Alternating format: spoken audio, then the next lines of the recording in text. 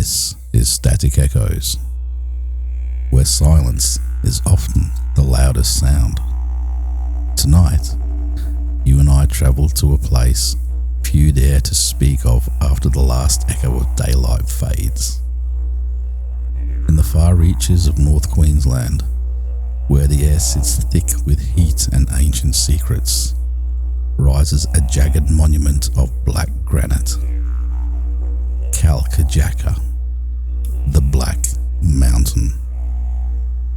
Its presence scars the landscape like a broken tooth in the jaw of Earth itself. This is no ordinary landmark. Generations whisper warnings at its edges. Travellers vanish into its crevices, never leaving so much as a footprint behind. Animals refuse to cross its shadow. There are those who believe the mountain feeds on fear. Others think it hungers for flesh. One thing remains constant. Kalkajaka waits. It watches. And those who wander too close rarely return. Tonight, you and I are going to pull those shadows ever nearer.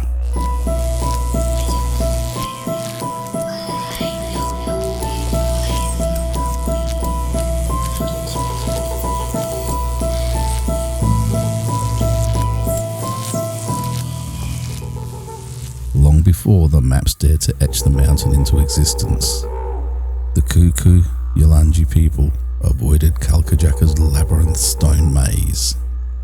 They told stories of demons with jagged fingers, sliding silently between the rocks.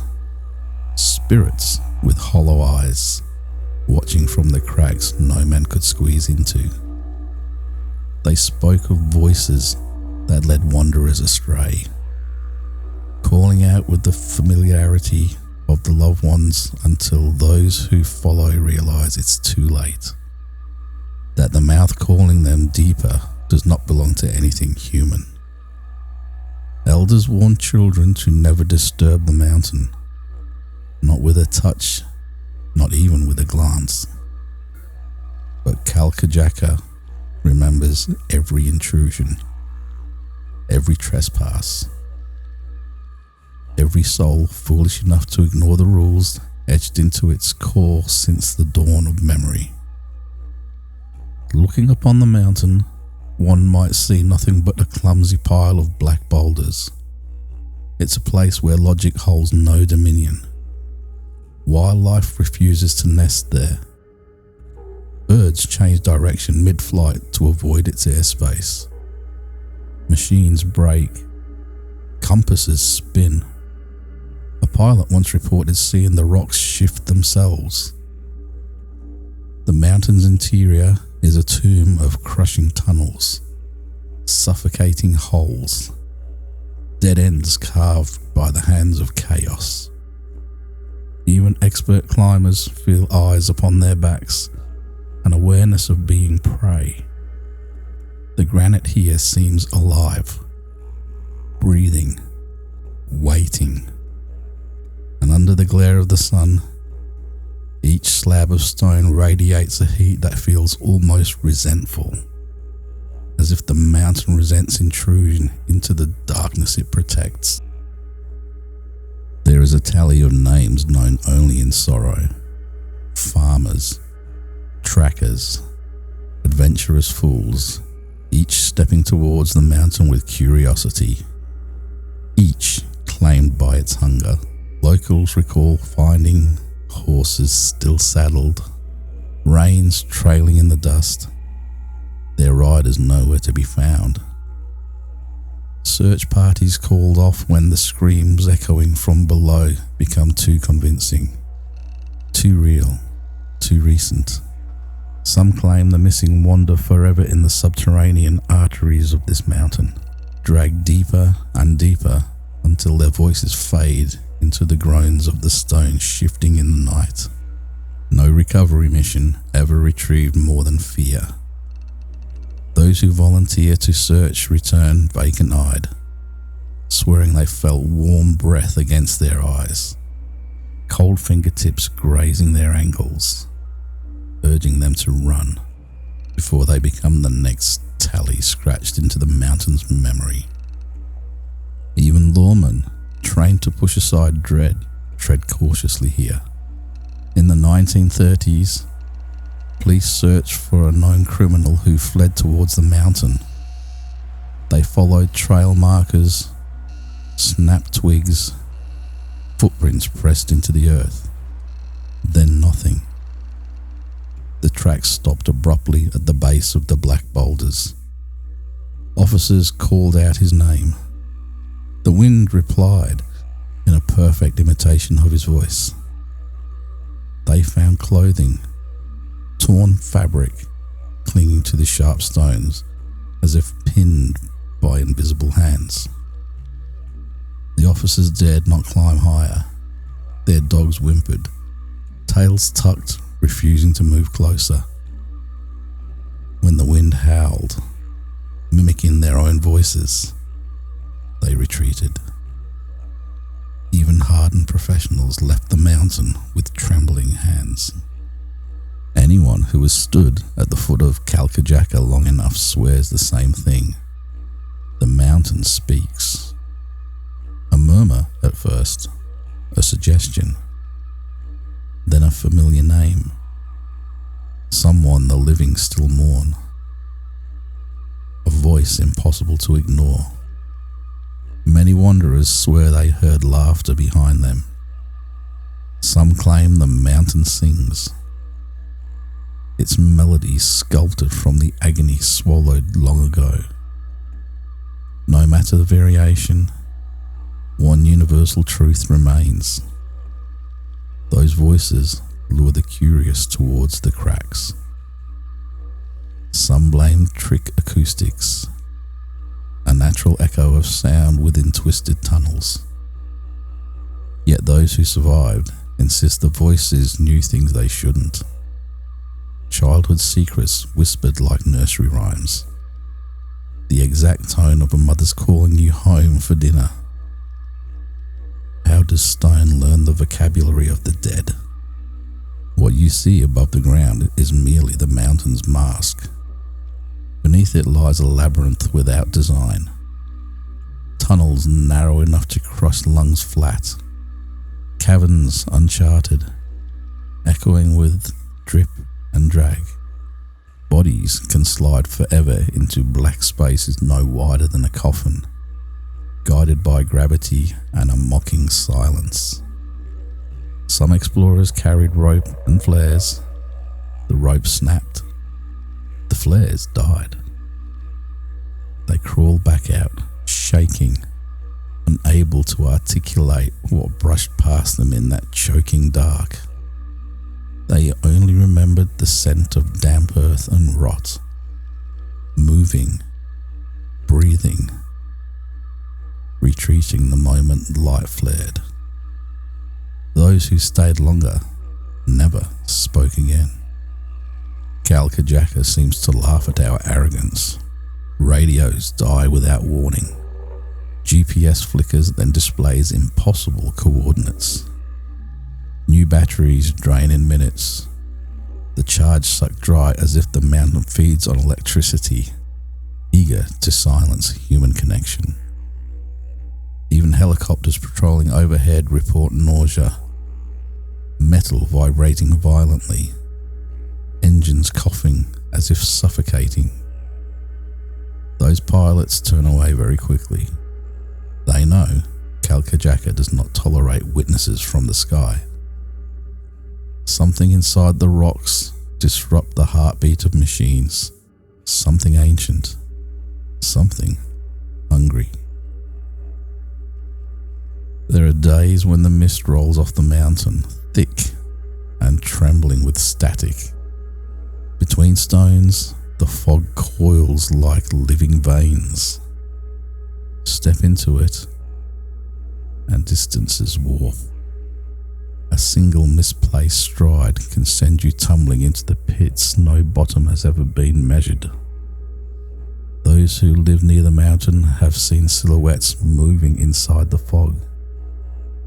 Shapes with too many limbs, crawling alongside the boulders with unnatural gait. Sometimes the fog pulses, like breath itself. Ask around, and locals lower their voices. Eyes darting, they recount nights where the mountain glows faintly, like embers beneath ash. They swear the rock groans, as though shifting in their sleep. More than one resident claims they've glimpsed figures standing at the summit, silhouettes bleached in white under the moonlight. Blink once and they'll vanish. Blink twice and they appear much closer. Some call them the restless ancestors protecting the land. Others whisper darker possibilities. Entities drawn to despair. Creatures pretending to be human long enough to get close. Close enough to drag someone down into the waiting dark. Kalkajaka has long been described as cursed. Those who mock the mountain soon regret it. Hikers who laughed during their approach ended up sobbing while retreating, convinced something was stalking them just beyond their torchlight. People who stole even the smallest rock report nightmares of black figures perched on their chests, fingers scraping their bones. The mountain pushes disrespect without hesitation. A shrine of bones lies hidden somewhere among the stones, each piece belonging to someone who broke the silent pact. Never disturb the mountain. Never provoke the dark. Every action is a message, and Kalkajaka never forgets the sender. A skilled indigenous tracker once attempted to locate missing hikers. His knowledge of the bush was unmatched. The mountain ignored his talent. He followed footprints into a crevice. They vanished. He swore the stone shifted when he blinked, closing gaps like a mouth sealing shut. A whisper behind him spoke his name, using the voice of his deceased brother. The tracker ran, tears streaking from his dust-covered cheeks. When he reached safety, he refused to describe what he saw. His only warning: the mountain copies what you love, so you will follow willingly. A geologist, a woman who trusted science over folklore, entered the mountain with confidence. She left equipment to record environmental anomalies. Hours passed. The devices captured her breath quickening, footsteps scrambling over stone, then a voice. The voice was hers, repeated back at her like a mocking mirror. When rescue teams arrived, her tent was torn, the equipment ruined. Her boots left deep grooves in the dirt as though she had been dragged backwards, resisting with her heel digging in. She was found wandering from the base camp, clutching her ears, whispering, "It sounds like me, but bigger." That geologist never returned to her research. Even rangers, the supposed guardians of national parks, fear Kalkajaka. One recounted hearing a child crying deep within the rocks. The sound carried the bubbling panic of being lost. The ranger shouted back, promising help. The crying stopped. Then, laughter. Too low. Too deliberate. He backed away, instinct screaming danger. As he retreated, small stones clattered beneath him, as though tossed by tiny invisible hands. Children do go missing near the mountain. Their calls for help are never real. They are traps set by whatever calls Kalkajaka home. Some swear the mountain teems with pale entities, their skin like moonlight stretched across broken frames. Thin limbs click against the stone as they crawl upside down across cavernous ceilings, heads twisting too far. They watch. They wait. Their eyes shine with hunger. Locals describe them as the guardians of a tomb that predates the oldest myths. They are not ghosts. They are not animals. They are a third shameful thing born under the pressure of darkness.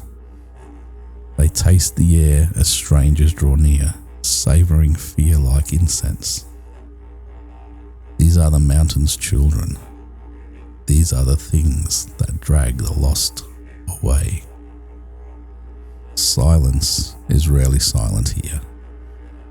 Pause long enough, draw a breath, and you can sense the mountain beneath you.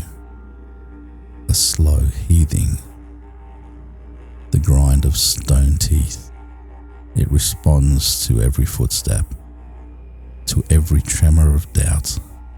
There are accounts of mountaineers frozen mid-ascent, eyes wide in horror as if rooted to the spot by terror itself.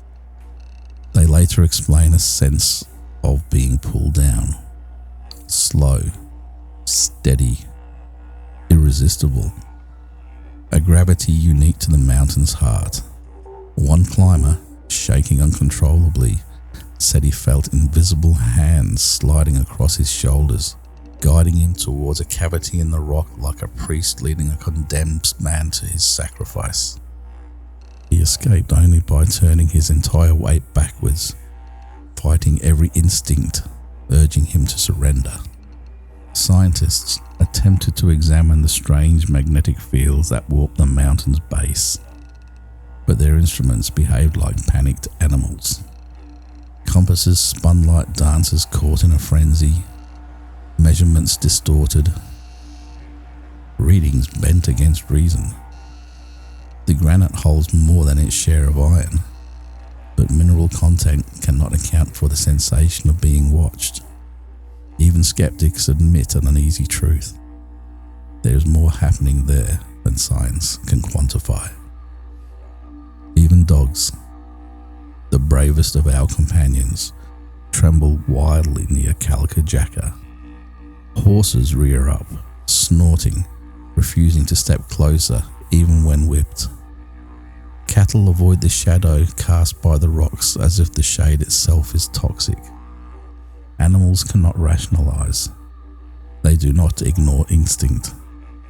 They know danger. They smell it. They feel it. They want nothing to do with what sleeps beneath the mountain. Daylight already stretches thin at Kalkajaka. By nightfall, darkness becomes a living thing. The moon casts unnatural angles, the shadows bending in the wrong direction, twisting like living limbs. The stars seem to recoil, dimming themselves so the mountain can claim the sky. Those who dare stay past sunset report seeing movement in the peripheral of their vision, a slow, deliberate shifting of silhouettes, gliding noiselessly between boulders. Observers feel as though they are intruding on an ancient ritual never meant for mortal eyes. The very rocks resemble skulls, cracked and stacked, mouths open in eternal screams. Some swear they have seen the faces form briefly into the granite, contorted in agony. Those faces never still. They drift like trapped souls seeking escape. The mountain is a graveyard sculpted by centuries of grief. Every missing traveller, every lost explorer, every cursed souvenir absorbed. Dig long enough and you will find more than bones. you'll find the history of fear itself carved into the spine of the earth. Torches flicker despite full batteries. Lights dim as though smothered by invisible hands. Deep in the tunnels, shadows overpower illumination, swallowing beams whole until darkness becomes complete and tactile. Survivors describe the blackness here as absolute, a void thick enough to drown in. One explorer felt a breath against his cheek in that unnatural dark. He ran, scraping skin and breaking nails against unseen walls. The stone beneath his palm felt warm, alive, as if watching, as if feeling. Kalkajaka infects the mind. Even the rational begin to question their own thoughts. Whispered doubts sprout like fungus, roots sinking deep. Voices mimic inner monologues, encouraging the wrong choices. Some wanderers swear time bends here. Hours stretch into what feels like days. Others lose minutes, emerging with no memory of how they traveled from one ledge to another. Sleep comes heavy, but never restorative. Nightmares claw forward into the waking world. The mountain does not kill instantly.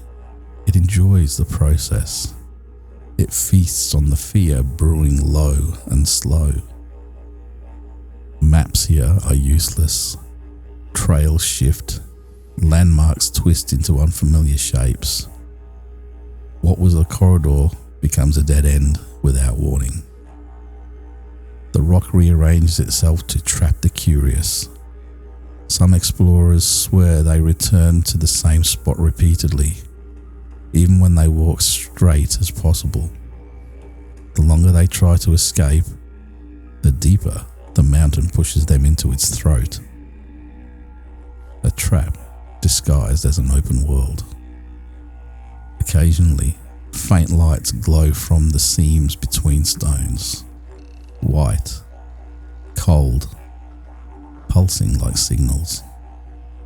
Observers freeze in terror, feeling exposed.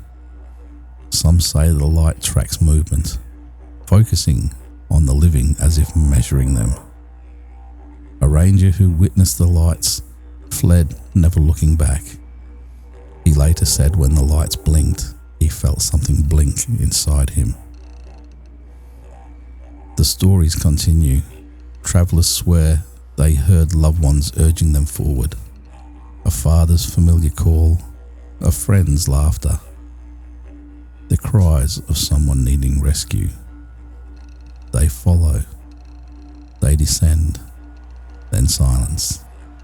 Sometimes only footprints remain. Sometimes nothing at all. These stories are not urban legends.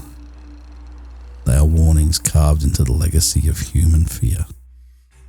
Many who live near the mountain refuse to speak its name after dusk.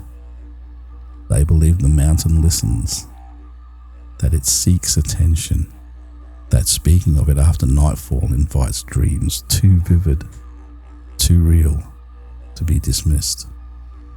This superstition is not rooted in ignorance. It is born from survival. Kalkajaka teaches caution to those who honour it and provides torment to those who don't. Some argue the mountain is a rift between worlds, a tear in the skin of reality where ancient beings slip through. Others believed it was formed to contain something far older than human fear, a prison leaking evil. There are whispers that the mountain feeds, not on bodies, but on dread itself. Every shiver, every gasp, strengthens whatever dwells within its core. So hear this now, from one weary observer to another. Do not follow the voices that should be silent. Do not chase the laughter that does not belong to the living. Do not stare too long at the shifting dark. The mountain hungers for your attention. The mountain hungers for you. The story you have been listening to tonight was suggested by one of our listeners. So, if you enjoy listening to Static Echoes, remember this. Nightmares do not always end when you open your eyes. Some wait patiently in the waking world. Some take the shape of black stone against a midnight sky. If you ever find yourself near Kalkajaka, turn back. A single step too far could be your last. True fear does not scream. It whispers. Thank you for joining me in the dark tonight. Sleep light. The mountain is listening.